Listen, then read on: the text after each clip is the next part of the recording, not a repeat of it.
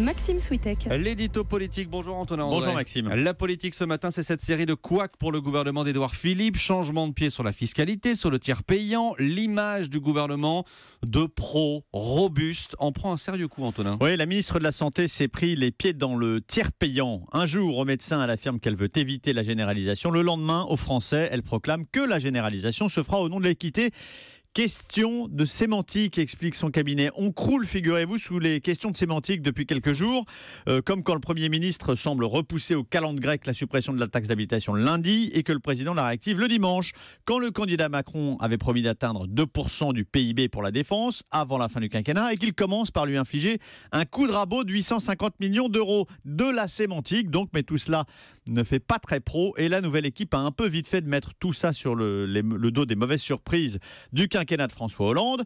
D'abord, Emmanuel Macron ne peut pas jouer les candidates parce qu'il était à Bercy il y a moins d'un an, donc il connaît les grands équilibres, les trajectoires du budget de l'État. Et puis, il peut d'autant moins jouer la surprise que les mauvais comptes retrouvés sous le tapis, c'est exactement la situation qu'il avait connue avec François Hollande en 2007, au lendemain de l'élection. Plus embêtant, Antonin, il y a aussi un petit parfum de déjà-vu dans le côté. J'ai beaucoup promis et peut-être même un peu trop. Oui, tout Jupiter qu'il est, le président est soumis comme les autres à la calculette de Bercy. Au moment de passer à la caisse, il doit renoncer, différer, amender la liste des courses. Exemple, comment voulez-vous faire rentrer dans la liste le rétablissement d'un service national d'un mois à plusieurs dizaines de milliards d'euros dans un budget aussi contraint? Ça ne rentre pas.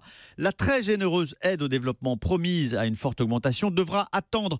Le gouvernement s'est fixé un pari audacieux, sinon impossible. Réduire les dépenses et réduire dans le même temps, même chichement, la fiscalité. Tout Jupiter qu'il est, le président, comme ceux qui l'ont précédé, comme un président normal, ne pourra pas tout tenir. Il va donc devoir assumer devant l'opinion quelques renoncements. Reste à choisir les moins impopulaires. Renoncement face à la calculette de Bercy, c'était l'édito politique d'Europe 1. Merci Antonin André.